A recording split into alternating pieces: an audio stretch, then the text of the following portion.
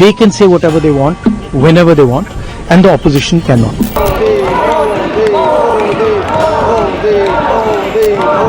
And he is still scared because he cannot face the truth. आदरणीय सभापति जी,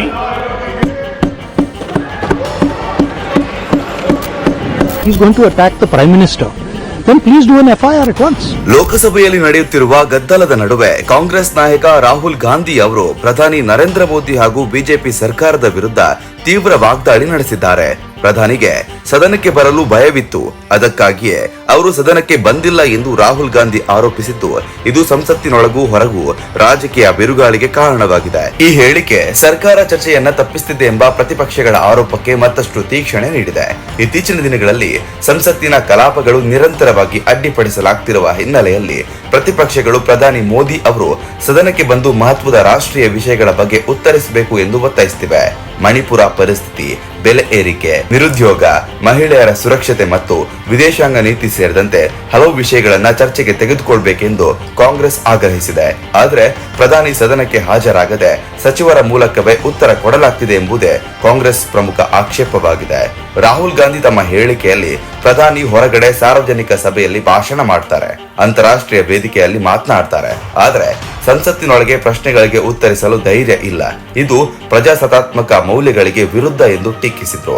ಸಂಸತ್ತು ದೇಶದ ಅತ್ಯುನ್ನತ ಚರ್ಚಾ ವೇದಿಕೆ, ಇಲ್ಲಿ ಪ್ರಶ್ನೆಗಳನ್ನ ಎದುರಿಸುವುದು ಪ್ರಧಾನಿಯ ಕರ್ತವ್ಯ ಎಂದು ಅವರು ಹೇಳಿದ್ರು.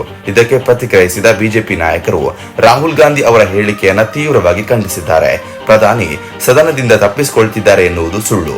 ಸರ್ಕಾರ ಚರ್ಚೆಗೆ ಸಿದ್ಧವಾಗಿದೆ, ಆದ್ರೆ ಪ್ರತಿಪಕ್ಷಗಳೇ ಗದ್ದಲ, ಘೋಷಣೆ ಮತ್ತು ಪ್ಲಕ್ಕಾರ್ಡ್ಗಳ ಮೂಲಕ ಕಲಾಪ ನಡೆಯದಂತೆ ಮಾಡ್ತಿದ್ದಾರೆ ಎಂದು ಬಿಜೆಪಿ ವಕ್ತಾರರು ಆರೋಪಿಸಿದ್ದಾರೆ. ಸ್ಪೀಕರ್ ಅವರ ನಿರ್ಧಾರಗಳನ್ನ ಗೌರವಿಸದೆ ಸದನದ ಕಾರ್ಯಾಚರಣೆಯನ್ನ ಅಡ್ಡಿಪಡಿಸುವುದು ಪ್ರತಿಪಕ್ಷಗಳ ತಂತ್ರ ಎಂದು ಅವರು ಹೇಳಿದ್ರು. ಸ್ಪೀಕರ್ ಅವರ ಪಾತ್ರದ ಕುರಿತಂತೆ ಕಾಂಗ್ರೆಸ್ ಮಾಡುತ್ತಿರುವ ಟೀಕೆಗಳಿಗೂ ಬಿಜೆಪಿ ತಿರುಗೇಟು ನೀಡಿದೆ. ಸ್ಪೀಕರ್ ಸಂವಿಧಾನಾತ್ಮಕ ಹುದ್ದೆಯಲ್ಲಿದ್ದಾರೆ, ಅವರನ್ನ ಪಕ್ಷಪಾತಿ ಎಂದು ಹೇಳುವುದು ಅಸಮಂಜಸ ಎಂಬುದು ಆಡಳಿತ ಪಕ್ಷದ ನಿಲುವಾಗಿದೆ. ಪ್ರಧಾನಿ ಸದನಕ್ಕೆ ಬರದಿದ್ರೂ ಸಂಬಂಧಿತ ಸಚಿವರು ಸರ್ಕಾರದ ಪರವಾಗಿ ಉತ್ತರಿಸುತ್ತಿದ್ದಾರೆ ಎಂದು ಬಿಜೆಪಿ ಸ್ಪಷ್ಟಪಡಿಸಿದೆ. ರಾಜಕೀಯ ವಿಶ್ಲೇಷಕರ ಪ್ರಕಾರ ಈ ವಿವಾದವು ಕೇವಲ ವ್ಯಕ್ತಿಗತ ಆರೋಪಕ್ಕೆ ಸೀಮಿತವಲ್ಲ, ಇದು ಸಂಸತ್ತಿನ ಕಾರ್ಯಪದ್ಧತಿ, ಸರ್ಕಾರದ ಹೊಣೆಗಾರಿಕೆ ಮತ್ತು ಪ್ರತಿಪಕ್ಷಗಳ ಪಾತ್ರದ ಕುರಿತ ದೊಡ್ಡ ಚರ್ಚೆಯ ಭಾಗವಾಗಿದೆ. ಪ್ರತಿಪಕ್ಷಗಳು ಪ್ರಧಾನಿ ನೇರವಾಗಿ ಉತ್ತರಿಸಬೇಕೆಂದು ಒತ್ತಾಯಿಸುವ ಮೂಲಕ ರಾಜಕೀಯ ಒತ್ತಡವನ್ನು ಹೆಚ್ಚಿಸುತ್ತಿದೆ.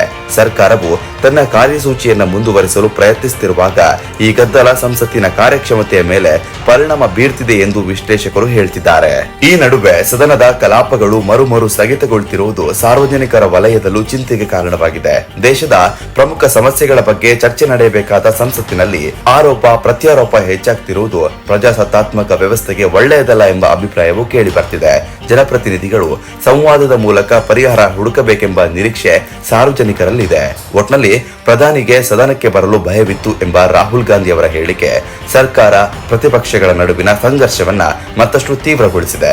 ಈ ರಾಜಕೀಯ ವಾಗ್ವಾದದ ಮಧ್ಯೆ ಸಂಸತ್ತಿನ ಮೂಲ ಉದ್ದೇಶವಾದ ಚರ್ಚೆ ಮತ್ತು ಉತ್ತರದ ಸಂಸ್ಕೃತಿ ಪುನಃ ಸ್ಥಾಪನೆಯಾಗಬೇಕೆಂಬ ಪ್ರಶ್ನೆ ಮತ್ತೆ ಕೇಂದ್ರ ಬಿಂದುವಾಗಿ ಹೊರಹೊಮ್ಮಿದೆ.